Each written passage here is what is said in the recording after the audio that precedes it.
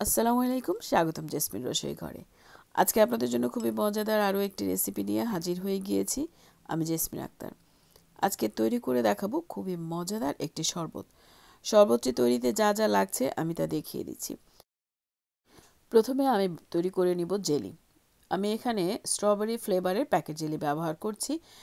প্রথমে এখানে আমি গরম পানি নিয়ে নিয়েছি 2 কাপ। এর ভেতরে পাউডারটাকে ঢেলে দিয়ে একটু মিশিয়ে নিব জেলিটা পুরোপুরি গলে যাওয়া পর্যন্ত। এরপরে আমি এটাকে একটা ডিশে ঢেলে ফ্রিজে রেখে দিব ঠান্ডা করার জন্য।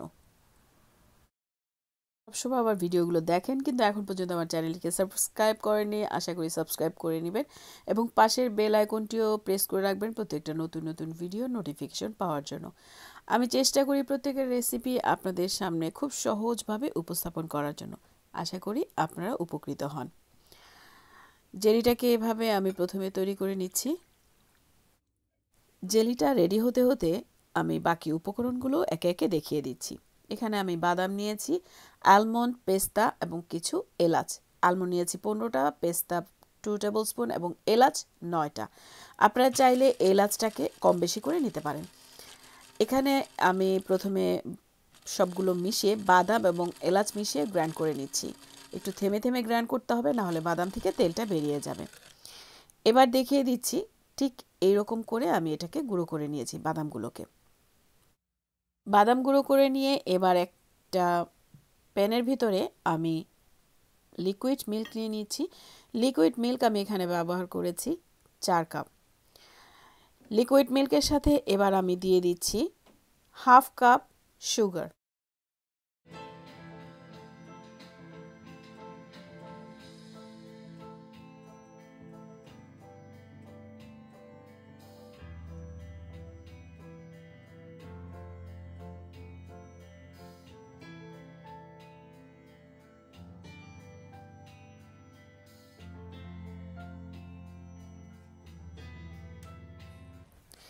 এবার অন্য একটা বাটিতে আমি 2 টেবিল স্পুন চিয়া সিড নিয়ে নিচ্ছি।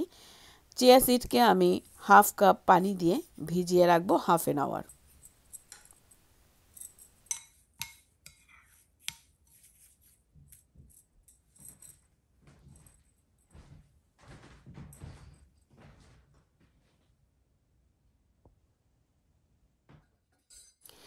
এবার চুলায় আমি দুধ বসিয়ে দিয়েছি। দুধটা গরম হয়ে যাবার পরে, কিছুটা গরম হয়ে আসার পরে আমি এর ভেতরে গুঁড়ো করে রাখা বাদামটা দিয়ে দিব। পুরোটা বাদামই আমি এখানে ব্যবহার করব।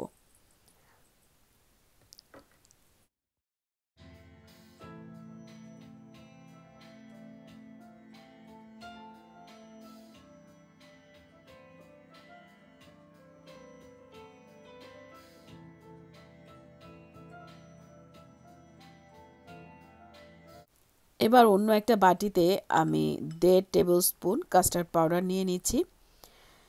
এরপরে এর ভেতরে আমি 1/2 কাপ পানি দিয়ে কাস্টার্ড পাউডারটাকে খুব ভালো মতো গুলে নেব।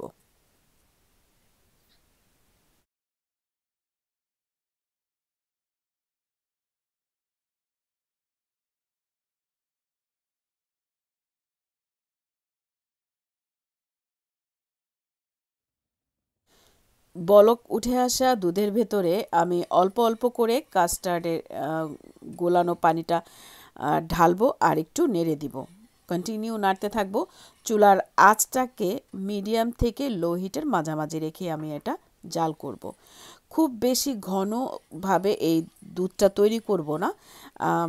কতটা ঘন তো আসবে এই কাস্টার্ড পাউডারের ফলে সেটাও আমি আপনাদেরকে দেখিয়ে দিব। একটু ভালো মতো জাল করে নিতে হবে।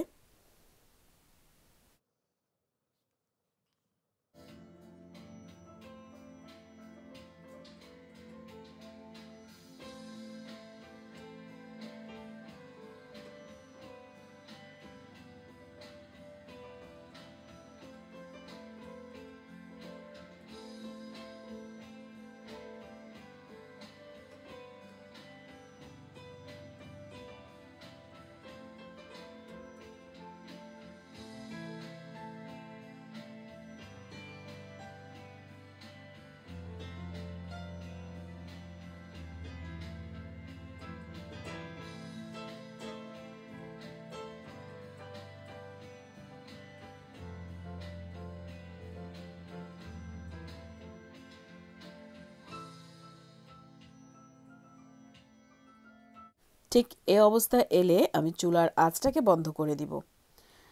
কিছুটা ঠান্ডা হয়ে যাওয়ার পর আমি এটাকে ফ্রিজে রেখে দিব। ফ্রিজ থেকে বের করে নিয়ে খুব ভালো মতো আমি আবার নেড়ে নিচ্ছি। ফ্রিজে রাখার ফলে দুধের উপরে আলাদা একটা লেয়ার পড়ে যায়, এটাকে খুব ভালো মতো মিশিয়ে নিচ্ছি। রেডি করে রাখা দুধটাকে আমি একটা বোলে নিয়ে নিচ্ছি। এবার আমি এর ভেতরে ভিজিয়ে রাখা চিয়া সিডটা মিশিয়ে নিব। প্রথমে অল্প অল্প করে দিয়ে মিশাবো, তারপরে বাকিটা আমি মিশিয়ে নিব এই দুধের ভেতরে।